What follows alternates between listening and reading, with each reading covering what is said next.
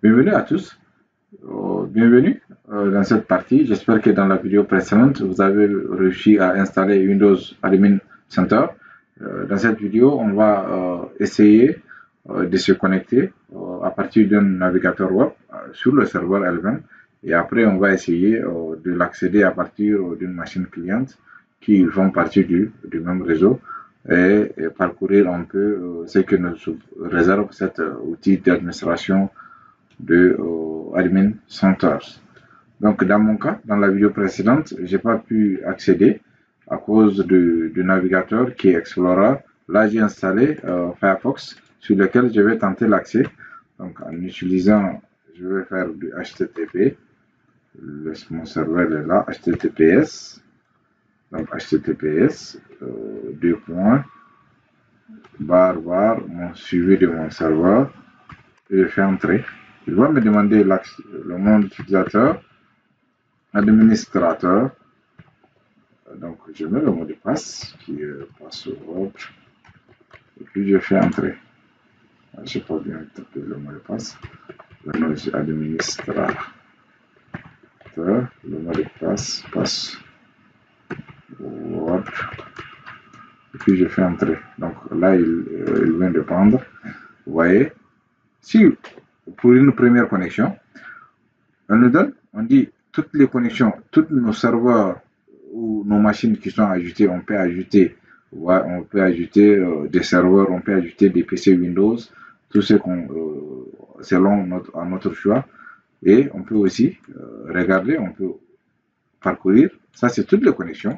Toutes les connexions, ça, c'est pour nous montrer les passerelles sur lesquelles on s'est connecté, un serveur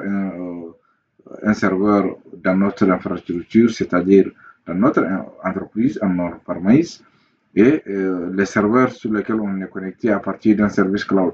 Ici, toutes les connexions, si on clique sur toutes les connexions, on voit les gestionnaires de services Kubernetes, les gestionnaires de clusters, gestionnaires d'ordinateurs, gestionnaires de serveurs. Et là, on n'a qu'un seul serveur sur lequel on est connecté. Si je clique sur le serveur, connexion, regardez cette partie, il est en train d'analyser. Donc, regardez les fonctionnalités, les outils que nous présente cet outil Windows Admin Centers. On voit une vue d'ensemble, redémarrer, arrêter l'ordinateur. On voit le nom de l'ordinateur, le nom du domaine, la version, le disque, le processeur, donc statut de sauvegarde à jour. Regardez la durée du fonctionnement, l'utilisation des ressources. Vous voyez, donc c'est vraiment un outil qui nous permet de bien administrer nos serveurs en on-premise, tout comme dans le cloud. On voit ici même nos cartes réseau. Sur la consommation de bande passante, on peut voir tout ce qui est dans le cadre de l'administration de gestion. On peut voir les applications installées, analyseur de performance, centre Azure, Azure File, Azure Backup.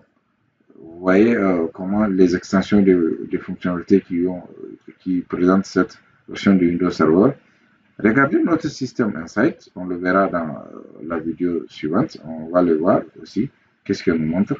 Là, on voit Azure Monitor, on voit Bureau à distance, le pare-feu Windows, mutuel de service de fichiers, le registre, les rôles et fonctionnalités.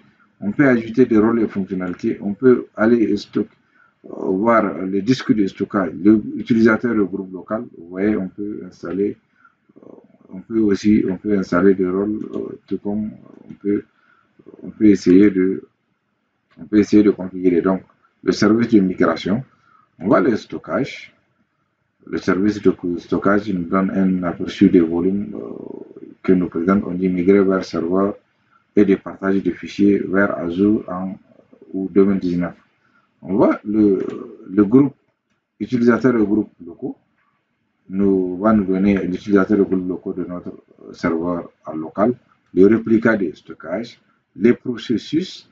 On peut voir tout ce qu'on dit, redémarrer le serveur si nécessaire. On dit là, il nous faut votre volume réplica de notre cluster, on dit volume de récupération, donc il faut on installe d'autres outils supplémentaires.